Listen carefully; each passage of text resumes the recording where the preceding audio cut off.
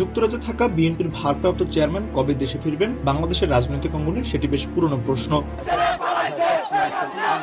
2024 সালের 5 আগস্ট শেখ হাসিনা সরকারের পতনের পর ধারণা করা হচ্ছিল এবার হয়তো তারেক রহমান দেশে ফিরবেন। বিভিন্ন সময় দলটির নেতারাও দ্রুত তার দেশে ফেরার কথা বলছিলেন। এমনকি বিবিসি বাংলাকে দেওয়া সাক্ষাৎকারেও তারেক রহমান নিজে দেশে ফিরে আসার সময় হয়েছে বলে জানিয়েছিলেন। সবশেষ নভেম্বরের শেষ সপ্তাহে বিএনপি চেয়ারপারসন বেগম খালেদা জিয়া গুরুতর অসুস্থ হয়ে পড়েন। তাকে হাসপাতালে ভর্তি করা হলে তারেক রহমানের দেশে ফেরার বিষয়টি আবারও আলোচনায় উঠে আসে।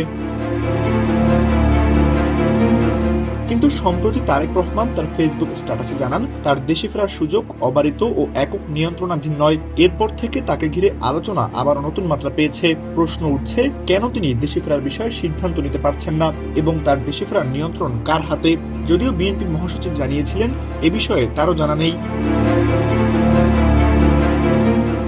এদিকে তারেক রহমানের দেশে ফেরা নিয়ে সামাজিক মাধ্যমেও আলোচনা চলছে। যেমন, নিরাপত্তার কারণেই কি তিনি দেশে আসতে পারছেন না? যুক্তরাজ্যে রাজনৈতিক আশ্রয় থাকার কারণে কি তিনি দেশে ফিরতে পারছেন না?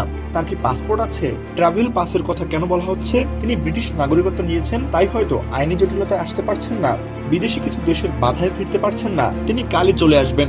তবে সরকারের দুজন উপদেষ্টা গণমাধ্যমে জানিয়েছেন, তারেক রহমানের ফিরতে আইনি কোনো বাধা নেই এবং চাইলেই তাকে দ্রুত ট্রাভেল পাসও দেওয়া হবে। এদিকে সরকারের এমন বক্তব্যের পাশাপাশি বিএনপির পক্ষ থেকেও জানানো হয়েছে, তারেক রহমান শীঘ্রই ফিরছেন, কিন্তু কবে ফিরবেন সেই তারিখ এখনো জানাতে পারেনি দলটি। তাই প্রশ্ন উঠছে, নিরাপত্তার কারণেই কি তিনি দেশে ফিরতে পারছেন না?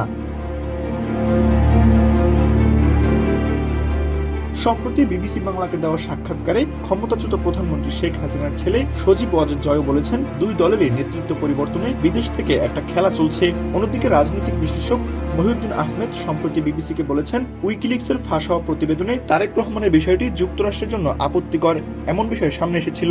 তবে বিএনপির পক্ষ থেকে বলা হয়েছে, খালেদা জিয়ার শারীরিক অবস্থা বিদেশে নেওয়ার মতো আছে কিনা এ বিষয়ে চিকিৎসকদের পর্যবেক্ষণের পর তারেক রহমান সিদ্ধান্ত নেবেন।